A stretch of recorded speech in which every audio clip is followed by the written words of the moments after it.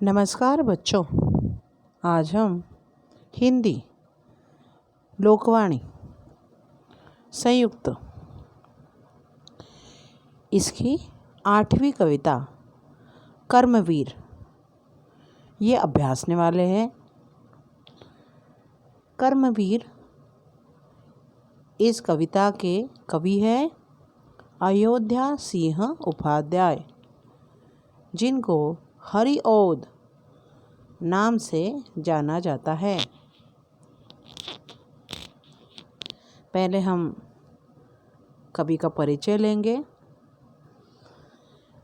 अयोध्या सिंह उपाध्याय जो हरिऔध नाम से जाने जाते हैं, इनका जन्म उत्तर प्रदेश जिले का है। ये हिंदी साहित्य के एक प्रमुख हस्ताक्षर थे। बहुत बार इन्हें हिंदी साहित्य सम्मेलन के सभापति होने का जो भी अवसर है वो प्राप्त हुआ है। और खड़ी बोली ये हिंदी साहित्य के विकास में इनका योगदान बहुत ही ज़्यादा है। इन्होंने वैदेही वनवास, अध लिखा फूल इत्यादि बहुत अच्छे नाटक और प्रमुख कृतियाँ इनकी प्रसिद्ध है। प्रस्तुत कविता जो है वो आधुनिक पद्य है। आधुनिक पद्य की शुरुआत आधुनिक काल में हुई। यह वज्र भाषा हिंदी कविता से थोड़ी हटकर खड़ी बोली भाषा है। तो बच्चों, अब हम प्रस्तावना जानते हैं। भारत के उज्ज्वल अतीत, देशभक्ति, सामाजिक सुधार, स्वभाषा प्रेम, मानवीय गुण को नज़र रखते हुए कर्मवीर इस कविता में हरिऔध जी ने यह बताने का प्रयास किया है कि कर्मवीरों के लिए कर्म ही पूजा होती है। कर्मवीर मतलब जो व्यक्ति अपने काम पे विश्वास रखता है। ऐसे व्यक्ति सदैव कर्म करने के लिए तत्पर रहते हैं, असंभव को संभव बना देते हैं तथा देश और समाज को उन्नति के मार्ग पर लेके आते हैं। तो प्रस्तुत प्रेरक कविता में हरिऔध जी आपको बताते हैं कि ऐसे सपूतों में कौन कौन से गुण होने चाहिए। इन गुणों से संपन्न कर्मवीर देश और समाज को उन्नति के मार्ग पर ले जाते हैं। तो बच्चों, हम कविता की ओर बढ़ते हैं।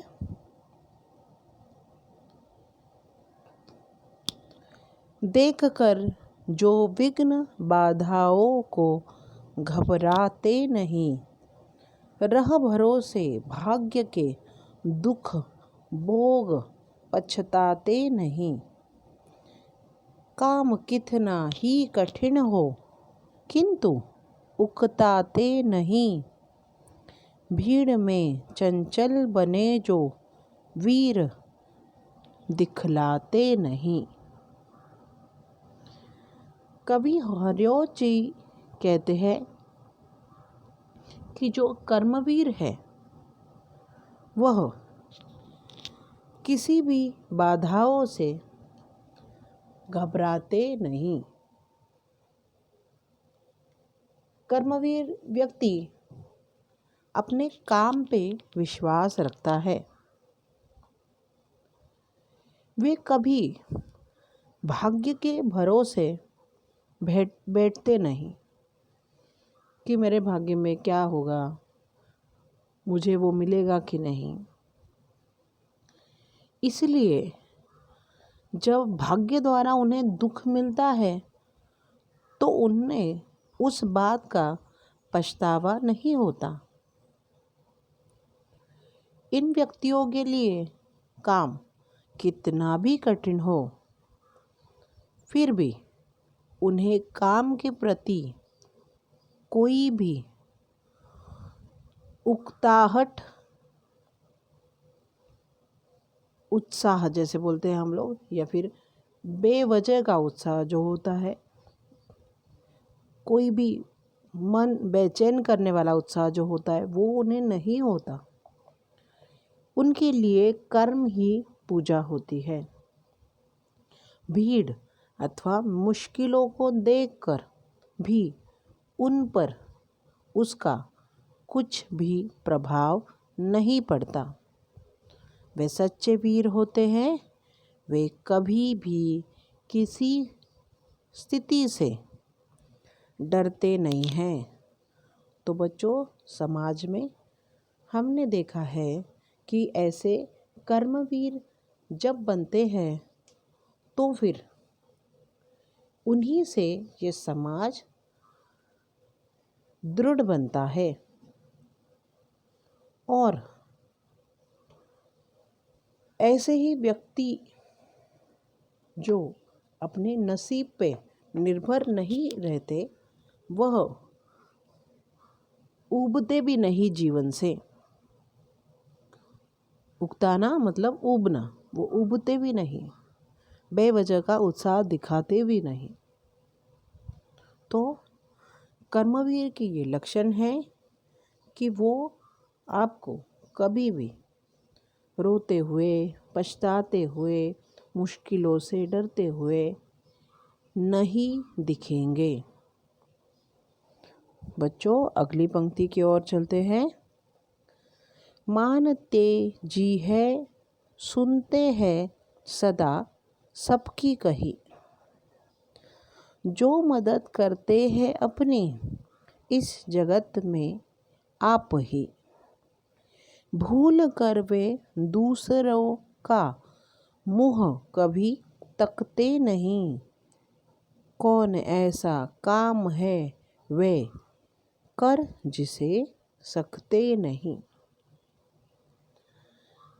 कवि हरिओद जी ने बहुत ही सुबोध और सरल शब्दों में कर्मवीर की अच्छाई बताते हुए कहा है कि सबकी बातें कर्मवीर सुनते हैं, लेकिन कार्य करते समय वह अपने मन की ही बात मानते हैं। वे स्वावलंबी है और इसीलिए किसी पे आश्रित, डिपेंड नहीं रहते हैं। वे स्वयं खुद अपना काम पूरा करते हैं। वे किसी भी चीज़ के लिए दूसरों का मुंह ताकते नहीं, अर्थात दूसरों पे वो बेवजह आश्रित नहीं रहते। मुंह ताकना कि कोई कब आपकी मदद करेगा, इसे कहते हैं मुंह ताकना। यह मुहावरा है। इस दुनिया में भला ऐसा कौन सा काम है जो वो पूरा नहीं कर सकते, अर्थात वह सारे काम करने में सक्षम होते हैं। क्योंकि जो व्यक्ति अपने कर्म, अपने हाथों में भरोसा रखता है, वो कभी भी नसीब या भाग्य हेतु रोएगा नहीं। और कर्मवीर बनते हुए हमें भी इन बातों का ध्यान रखना पड़ेगा कि बच्चों, कोई भी बुरी चीज़ हमारे साथ हो तो हम हमारे भाग्य को कोसते हैं, और हमें वो आदत है कि हमेशा हम गलतियाँ निकालने में लगे हैं। पर इस कविता से आपको ये बोध होता है कि कर्मवीर भले ही अभी इस छोटी आयु में आप न बन पाए, लेकिन इस कविता के माध्यम से हमें स्वयं अध्ययन, खुद पर भरोसा करना और कर्मवीर को अपने जैसे गुरु मानकर, उनको प्रेरणा स्थान मानकर उनके ही दिखाए मार्ग पे चलना ये कवि को अपेक्षित है। बच्चों, तीसरी पंक्ति की ओर चलते हैं। जो कभी अपने समय को यूं बिताते नहीं, काम करने की जगह बातें बनाते नहीं, आजकल करते हुए जो दिन गवाते ही नहीं, यत्न करने में भी जो कभी जी चुराते नहीं। कवि हरिओज जी कहते हैं कि कर्मवीर के लिए समय बहुत ही महत्वपूर्ण होता है। वो इस समय को कभी भी व्यर्थ गवाते नहीं। जिस काम को उन्हें करना है वो उसी समय करते हैं। उस काम को वो कल पर नहीं छोड़ते। जहाँ काम करना हो वहाँ कोई भी बहानेबाजी या आनाकानी नहीं करते। आज का काम कल पर टालकर वे अपने दिन को व्यर्थ गवाते नहीं। समय का सदुपयोग करना ही उनका परम कर्तव्य है और कोशिश और मेहनत से भी वे कभी पीछे नहीं हटते हैं। तो बच्चों, कर्मवीर के नाम से कब जाने जाएंगे? जब वो काम करेंगे। हर एक व्यक्ति को अपना काम कर्म करते ही रहना है, लेकिन यह करते हुए हमें आजकल मैं कल करूँगी, कल करूँगा यह कहने की आदत होती है।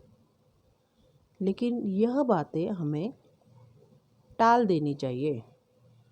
यदि आप यशस्वी होना चाहें, बहुत ही ज़्यादा प्रसिद्ध होना चाहें, तो काम जो भी होगा, कर्म जो भी होगा, वो आज कल सोचते हुए नहीं करते हैं, तो वह उसी समय आपको करना होगा।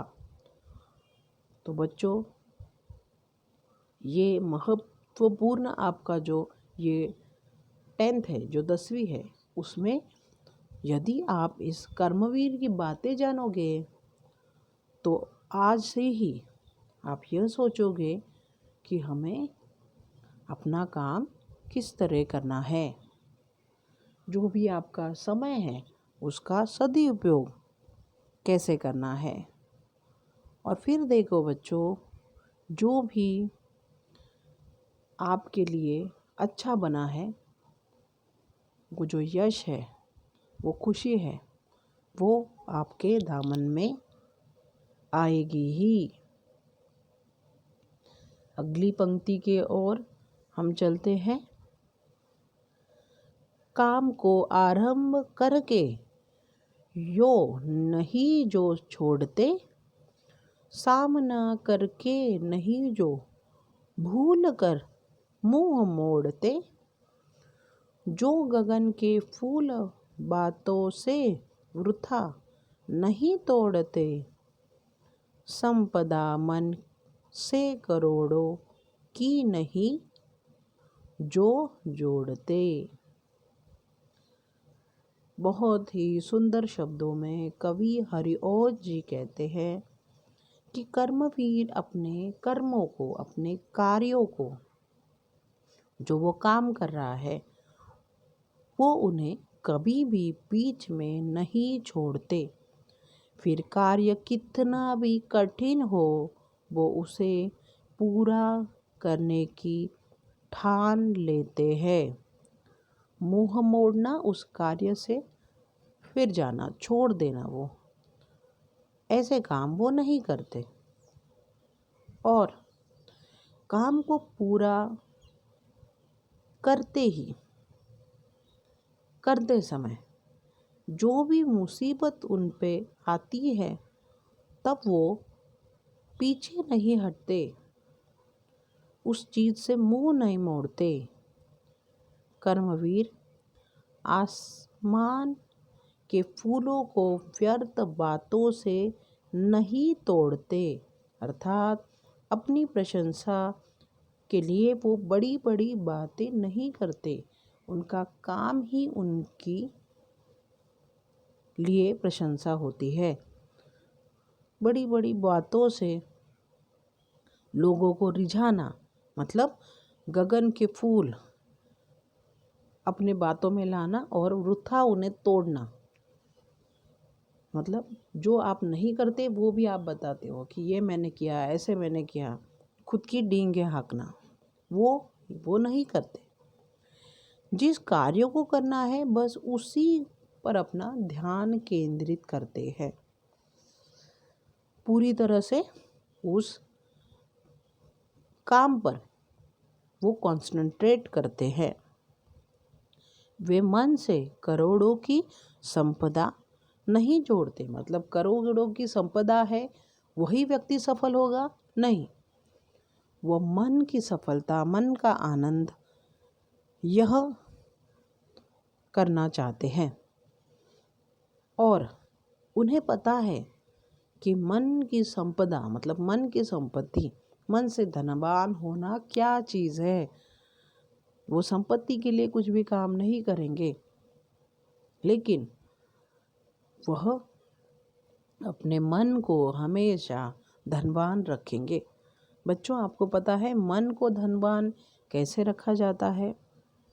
आप किसी भी व्यक्ति के काम आओ, मदद करो, किसी से अच्छी बात करो, उनके कष्टप्रद जीवन में, उनके कठिन समय में उनके लिए अच्छे अच्छे काम कर दो।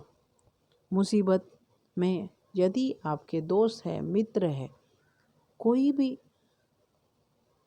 जो व्यक्ति आपके कुटुंब में है, उनकी मदद करो, तब आप बनेंगे धनवान। तो ये बात हमें आज ही जान लेनी पड़ेगी कि मन की संपदा क्या है।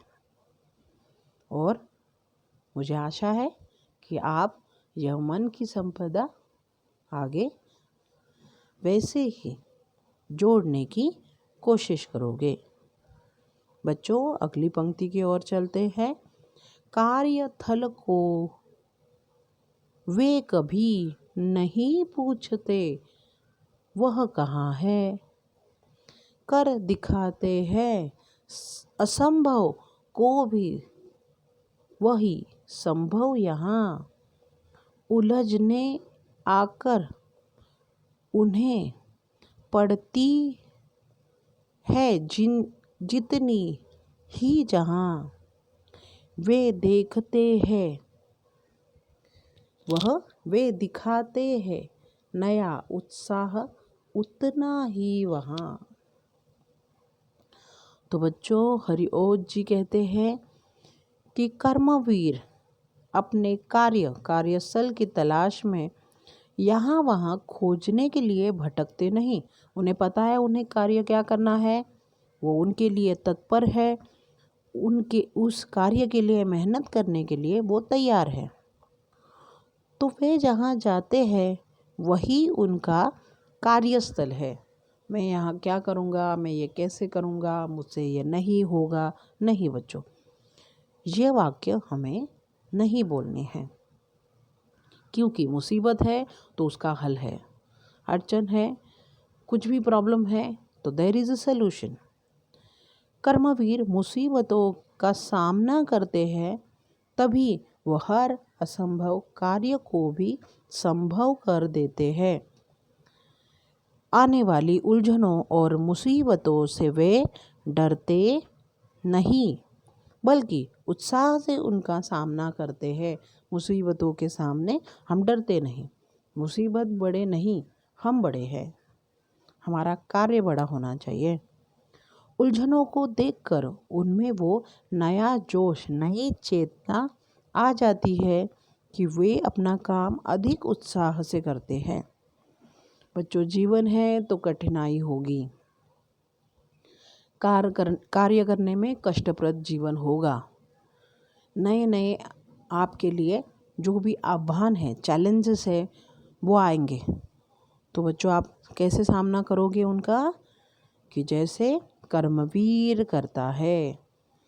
इस कविता के माध्यम से हरिओज जी आपके लिए एक अच्छा मार्ग बना रहे हैं, आपको मार्गदर्शन कर रहे हैं, सोच रहे हैं कि आपके लिए अच्छे अच्छे कर्म कैसे किए जाए। और आप देखिए, जो भी हमारे आइडियल है, जिनको हम आदर्श मानते हैं, तो उन्होंने भी ये सब चीज़ मतलब मेहनत ये की है।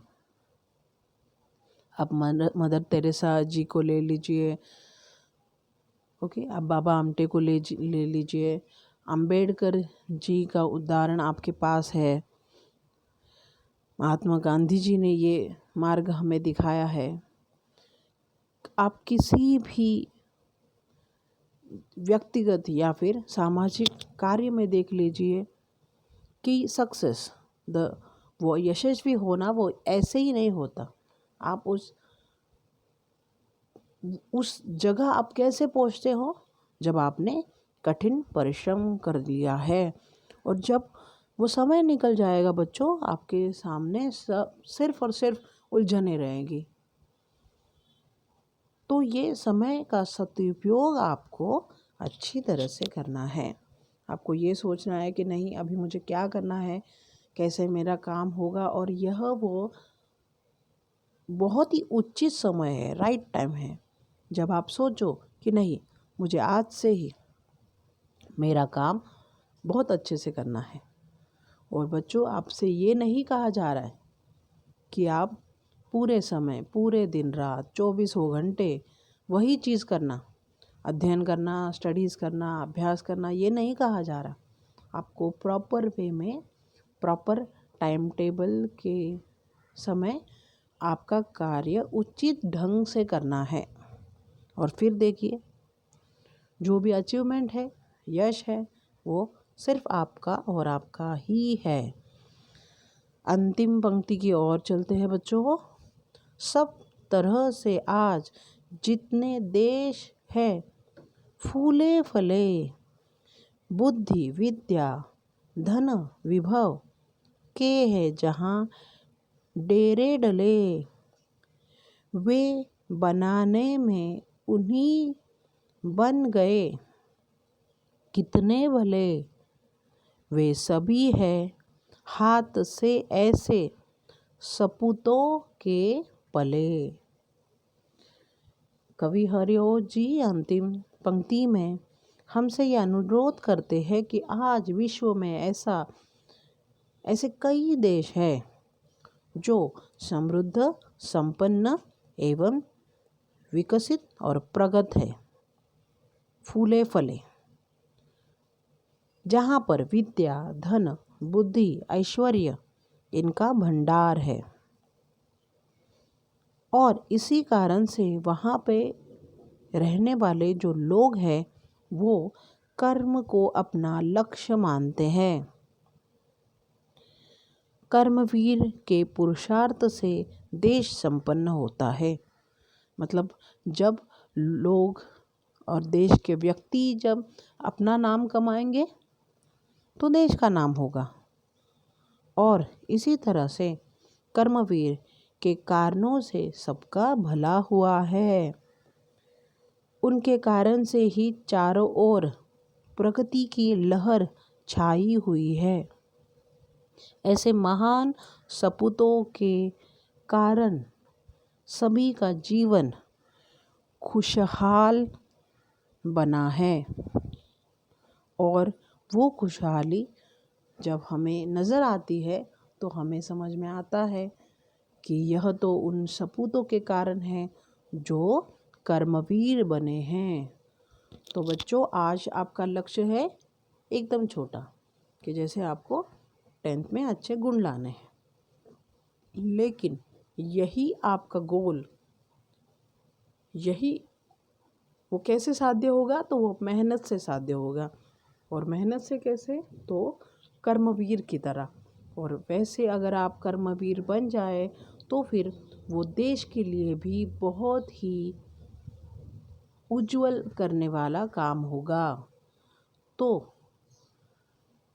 कवि हमसे यह चाहते हैं कि जिस तरह बहुत ही बड़े बड़े लोगों ने, उन कर्मवीरों ने अपने देश को सफल बनाया है बच्चों, आपको भी पहले खुद को फिर देश को सफल बनाना है। तो बच्चों, बहुत ही सरल सादे अर्थ में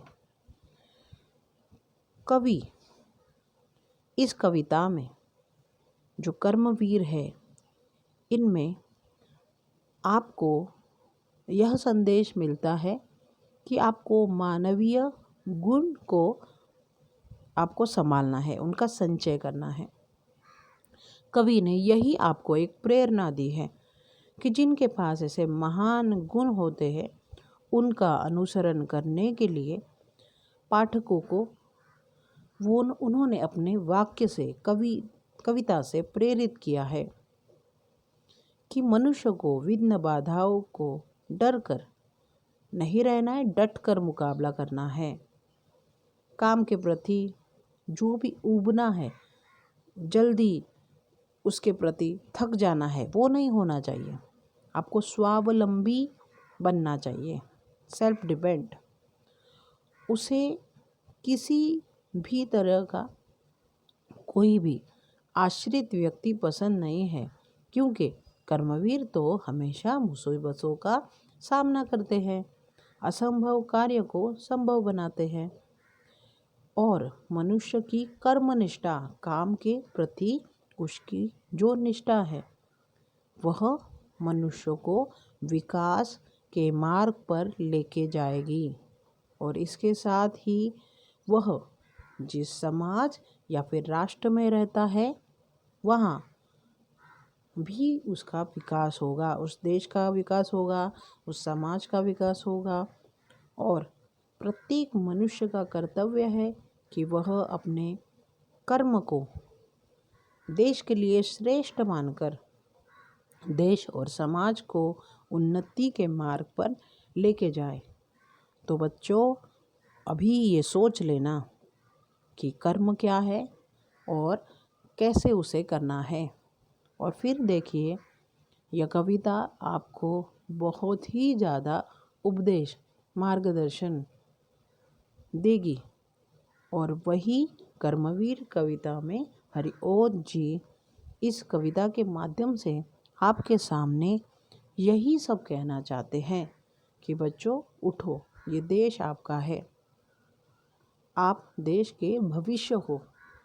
तो इस भविष्य को कैसे आगे बढ़ना है? सफलतापूर्वक मेहनत करके, कार्य को समाप्त करके, जिसकी शुरुआत आज से होगी, वो कितना भी छोटा कार्य या कितना भी बड़ा कार्य होगा, लेकिन आप वह कार्य ज़रूर करेंगे। तो बच्चों, एक अच्छी कविता को आपके सामने प्रस्तुत करके आपने उससे कुछ सीखा, तो समझो यह कविता पूरी तरह से आपके जीवन में सफलता लाएगी। नमस्कार।